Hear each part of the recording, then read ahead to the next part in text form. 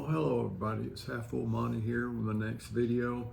I had a viewer ask me about if I sharpened my own knives and axes, and yes, I do. And been, sharpening stuff since, I was a kid, making weapons. But there's a mass of information on the internet about how to do it. A lot of people, professional sharpener type people, do it. It's kind of like a mystery, but it's really not. And I'm not an expert or even close to it. And to me, it's different things for different purposes and different metals. Excuse me for a minute here. So let's get going.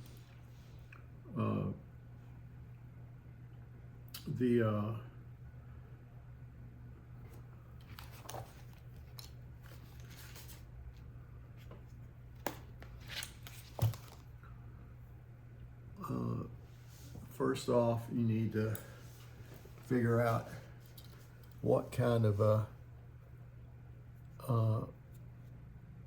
what you're looking for, okay? And it doesn't have to be just knives and axes. It can be shovels, hoes, scissors, you name it. But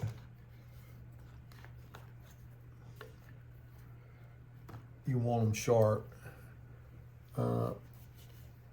And if you have one that's got like a bunch of nicks, or the thickness is not the way you want it, and so you have to work that, either to thin it out, and there's, like I said, there's videos on all that, what people do when I've refurbished old axes. I had to redo the blade on it, and there's lots to be said about how the angle is, and I don't claim to know anything about all that. I just want it as sharp as I can get it, okay? And so normally if it's really rough and I have to do that, I have this right here from back in the day. It's a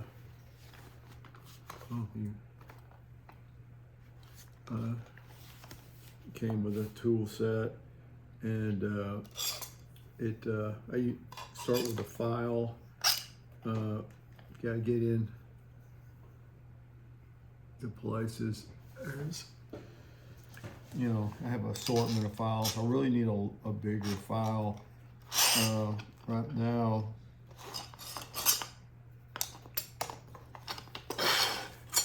Ooh. And you really want to not touch your files, I'm told.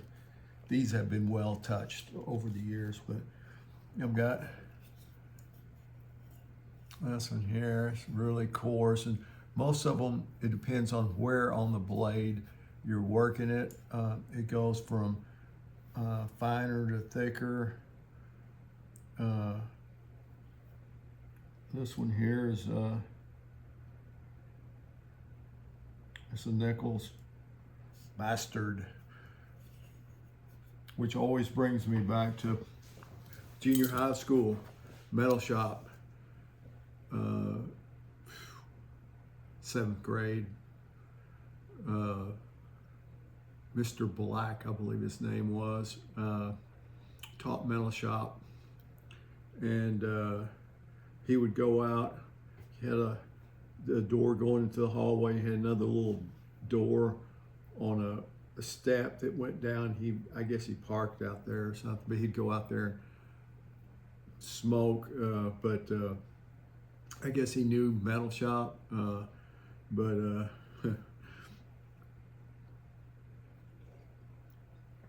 we had to make a cold chisel, a tin box, about like so, and I remember making a lamp, a wall lamp out of steel that we heated and twisted and put the electrical thing on it.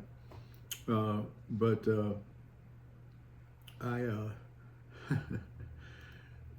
he of course taught you the tools and how to, all that stuff.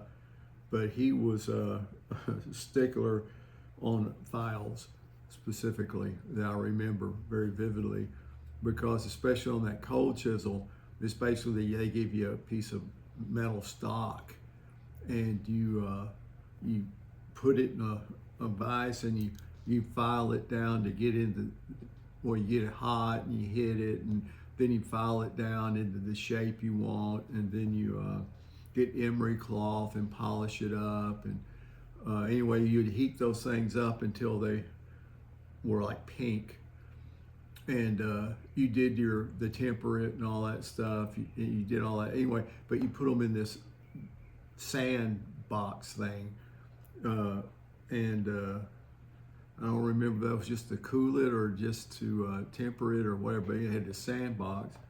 One of my memories is seventh grade me. Everybody was in a hurry to get theirs, or they could go on to the next class or whatever. And I thought they'd be cool, and I reached in there and pulled my cold chisel out, and that sucker was still a pink almost, and he just kind of went like right through my hand.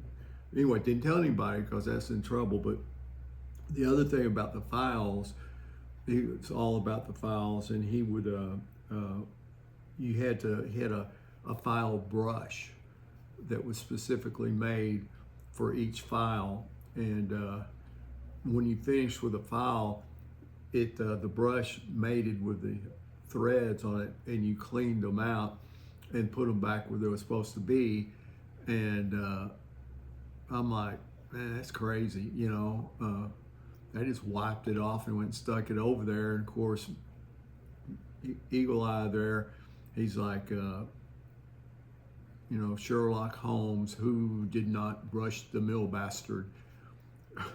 That's because that's what the file name is for all you non-blacksmithing people. Who left the mill bastard without being cleaned? And of course, it was me. And so the penalty for that was he took you out in that little step way, the door to go in. He'd take you out there. He always left the door open there. He'd take you out there, and he had this big board about this long, paddle that he had holes. He, custom built child beating paddle, and took you out there and wore your bottom out. And so that's how I guess why I remember of course you didn't go home and tell your mom and dad that, I didn't clean the mill bastard, so I got licks. You just went home, and anyway, so but there is, anyway, keep them dry and clean, because this in here, these are about, I must have got these in about 1975 with my first tools that I got from Snap-on. I got this set. It came with a Snap-on toolbox about like this, red, of course. I think it had a couple of little drawers in it, 2 or 3 little, anyway. Set of tools, and I think it was like $600 or something or more. It took me a while to pay that off, but that's how I got started when I was a mechanic, and that's my first tools. But anyway, files. I usually start with one, and for some reason, like I said, depending on where you're doing it, you get sometimes you have to do it for a while to get the grip. Lots of times I've learned that's, anyway, you might start out and it doesn't feel like you're getting any purchase on the metal, and then all of a sudden you do. Anyway, so it depends on which part of the file you're filing on, which side and all that. But anyway, so I have numerous shapes for different things. And so, yeah, I guess this one here would be my go-to. The handles I like, some people don't. And basically, you can put it in a vise. If you're outside, you can put a stake in the ground and put it up against a stake where it doesn't move, and you do your business. Now, there's a lot to be said.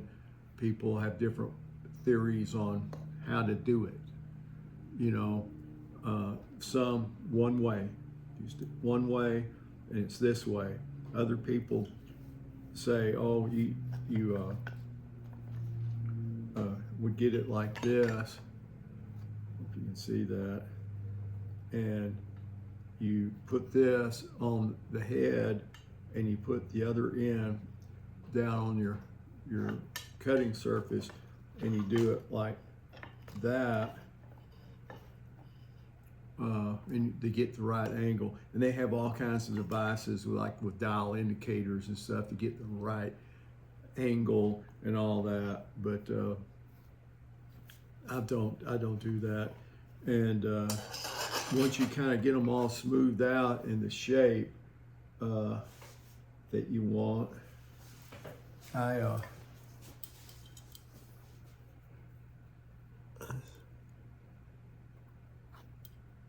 trying to get you this where you can see.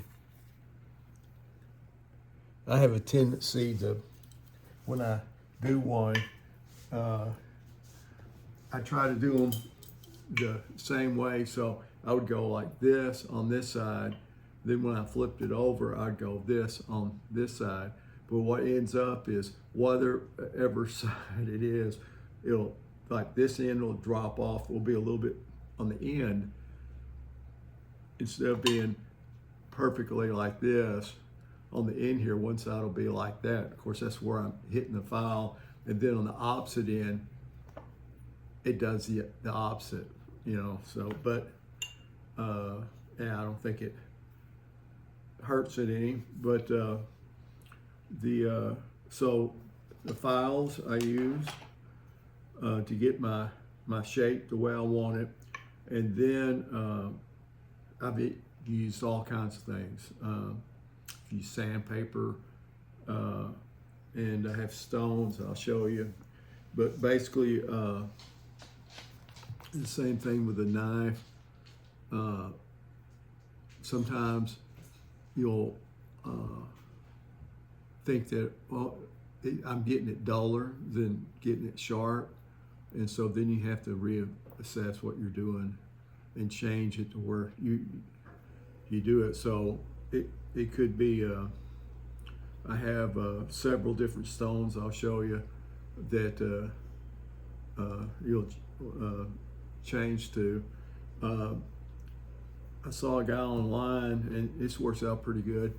If you get like a magic marker or a Sharpie, and you darken the edge here where it's shiny to where you want it on both sides, and then when you're doing your sharpening, you take that Sharpie off, and when you get all the Sharpie off, you should be done. But basically what you gotta do is you go on one side, whether you're using a stone or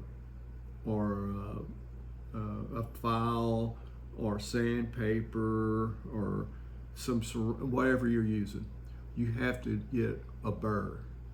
It'll be just like a tiny wire rough. You can look at it, and you got to get it on that side, okay? And then you do the same thing on the other side. But once you get the burr, you're pretty much done on that. So then after that, you have to get rid of the burr without dulling the blade.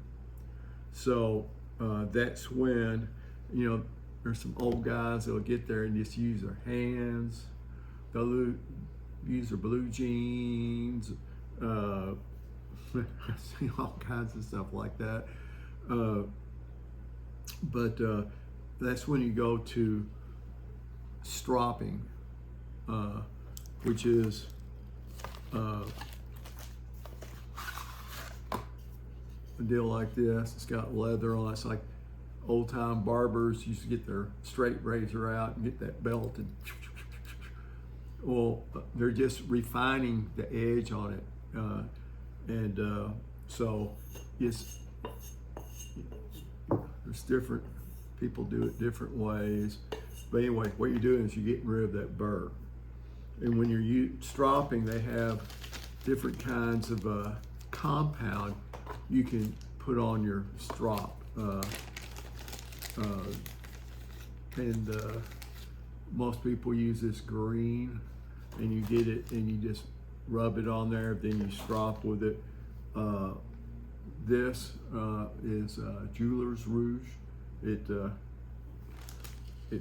does, and they're different grain coarseness. It's like sandpaper, or it's a compounding agent, I guess is what you would call it.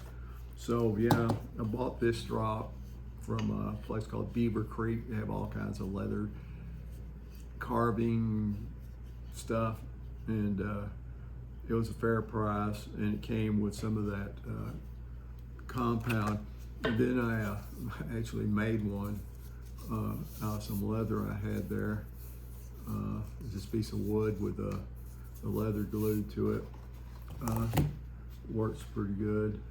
Beavercraft, that's what it's called, Beavercraft, for this one. So you get rid of that, and then you're basically just polishing on the end, and that's where you go to razor sharp. You know, you see them sharpen it, and then they go, well, if I had any hair left on me, I could do that maybe. I haven't been good at getting super razor sharp. I can get pretty close enough that, but on axes and stuff, I'm not shaving with an axe, so mainly what I do with them is throw them. But you want them to be able to do whatever you're doing. If you're chopping or splitting, there's different situations there, and there's different angles on that. A throwing one is going to be narrower than a splitting one, so you're not going to be working up here on the cheeks. You're going to be down here, you know, where a throwing one, you got to get the right thickness on your cheeks on your thing to make it work right. So the next thing that I use, because as you can see, I've been working on this for quite a while. It's always good to have one of these. This one here is getting pretty good, old, but it's a kind of a mesh thing. I got it's for I bought a fillet knife. I think it's a Rapala fillet knife, and this came with it years and years and years ago, and it's protect you. And I've used it while I'm whittling. I also have fingers that go on there to where, you know, you don't do it, but this is good to have with when you're doing, you know, whatever hand that you're going to be endangering with the blade. And there's something to be said on how to file where you're not exposing yourself if you slip to any of the sharp surfaces. But I think those are a good thing to have. Then you have the puck, that's what they call it. And one side's a little bit coarser grain than the other. You wet these things. Some people keep them in water, and then they wet. I don't think I've ever used water. I usually use oil, and well, I'll get to that in a minute. So anyway, you got a puck.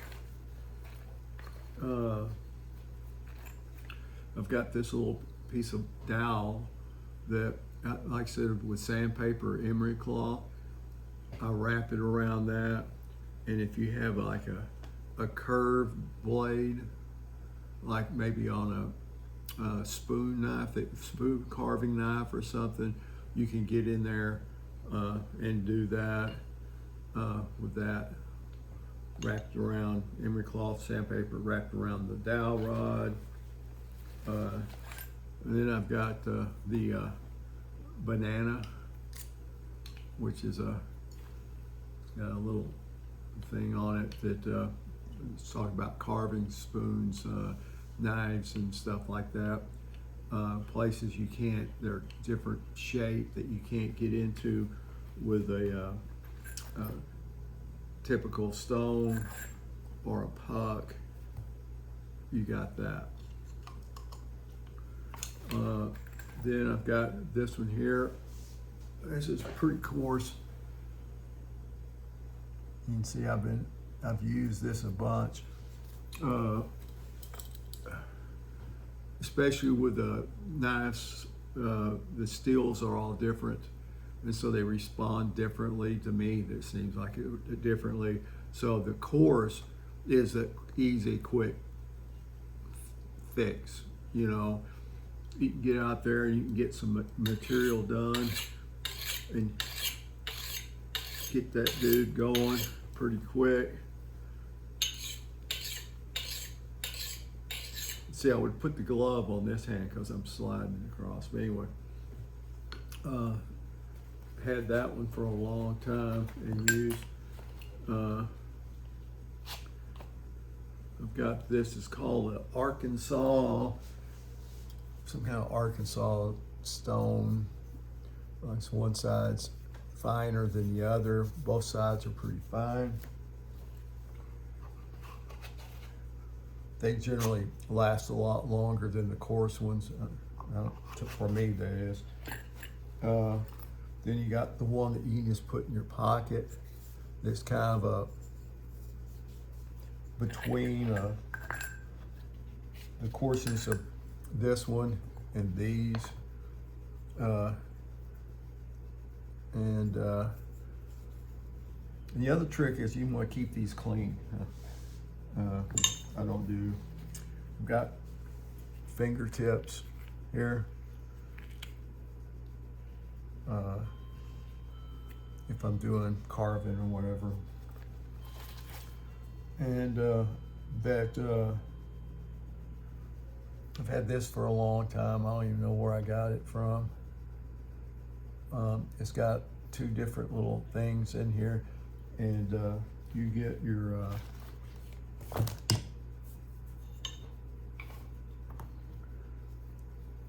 knife like this and draw it through it, and you'll know when you're on the right one. You can feel it. Anyway, that actually works pretty good on some things. Then I've got this one right here. It's got different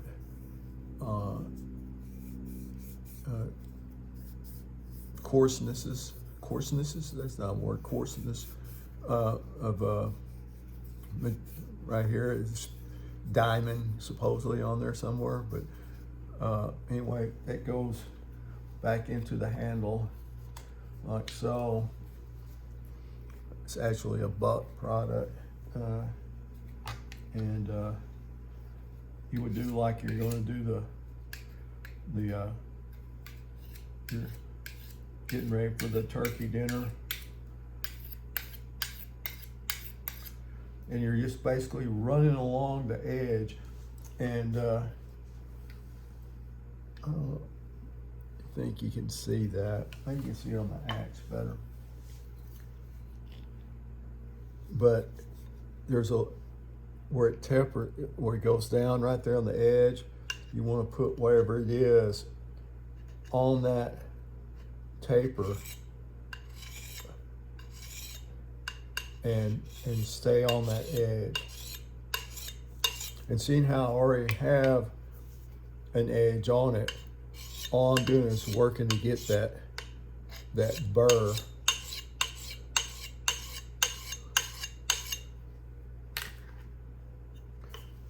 Anyway, so that's another tool that I use. All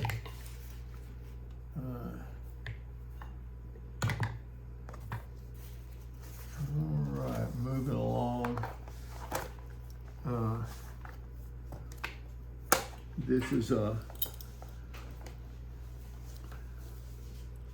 This is also, I don't know, probably 50 years old. It's a honing kit from Buck Knives. I don't think they even make these anymore. But it comes with the Buck honing oil, which I love, by the way. I'm getting low. They don't think Buck makes them anymore. And oh, by the way, all these products, the oils and stuff, I just love the smell of them. I don't know what it is, but you've got this stone that I actually use a lot. And then you've got some smaller stones. That one there broke. But all of these are very smooth.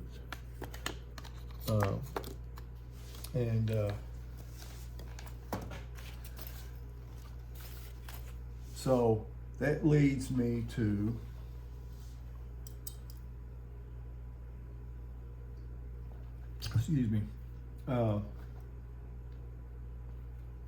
honing oil.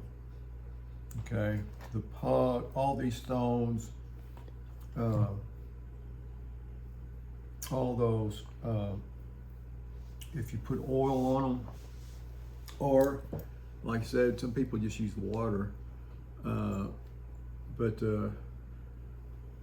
this, like I said, this Buck stuff here, just love it. And I've also used the old favorite 3-in-1 oil.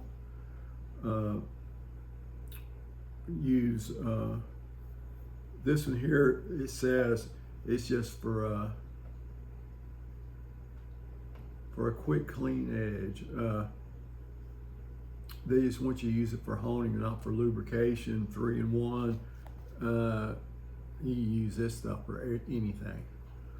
And then you've got the WD-40, and then you've got this stuff right here, which is also magic. Anyway, you put that on your stone, and then you would. So I use this one a whole lot, especially on these that are or you got an edge on them, and you can do it that way. You can do them like that.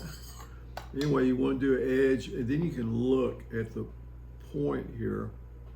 Let's say you're going for the burr, but then after you get the burr off,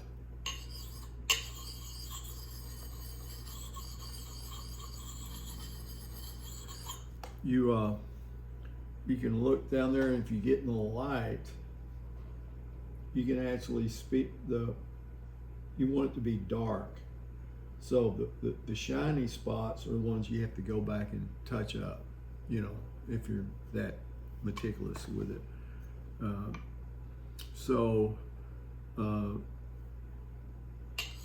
After that, you can go to your strop. You put your compounding on it, and you're basically just polishing the edge. So anyway, there you go. I believe that's all that I've got, but I would encourage you not to be scared to sharpen your own knives and stuff. Just be careful, be safe. Have protection. if you're using any of these oils and stuff, glove up. I would think, exposure to all these to your skin is not a good thing. I mean, and on top of that, if you got gloves on, you remember you got stuff on you, and so you won't be more likely to touch your face and stuff. Anyway, that's the story. I know it's long. I know nobody's still listening, but that's what I do to sharpen my stuff, and I try to stay on top of it. Like the bucks, especially the ones of old, were very hard to sharpen. I don't know what they made the steel out of, but they advertised putting the knife, I think it was either on an anvil or a bolt or a nail or something, and getting a hammer and cutting metal with it and still be able to cut paper. Was there back in the day commercials for buck, or their advertisements like in Field and Stream and what have you. But it seems like the better, especially with the old stuff, the better the steel. If you let it get really dull, it's harder to get it back. But it's also in the same vein. It's once you get it sharp, it stays sharp. And if you watch it and touch it up, it'll stay that way, and you don't have to do a lot of work on it. So if you get like the $12.99 hatchet here that I fixed up for throwing, the steel on this couldn't be super expensive.